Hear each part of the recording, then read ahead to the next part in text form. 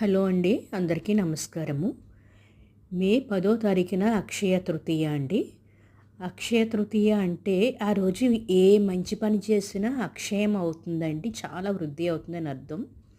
ఆ రోజు ముఖ్యంగా నీటి కుండ దానం ఇవ్వాలి, బ్రాహ్మణులకి స్వయం పాకం దానం ఇవ్వాలి. నెక్స్ట్ ఆ రోజు మనం ముఖ్యంగా కొనుక్కొని తెచ్చుకోవాల్సినవండి పసుపు, కుంకుమ. లక్ష్మీదేవి సముద్ర గర్భంలోనే పుట్టింది కాబట్టి సముద్రపు రాళ్ళ ఉప్పు అంటారు కదా, అది ఆ రోజు తప్పకుండా కొనుక్కోవలసినవండి. ఆ రోజు ఏ పూజ చేసినా, ఏ స్తోత్రం చదివినా 1000 రెట్లు ఫలితాన్ని ఇస్తుందండి.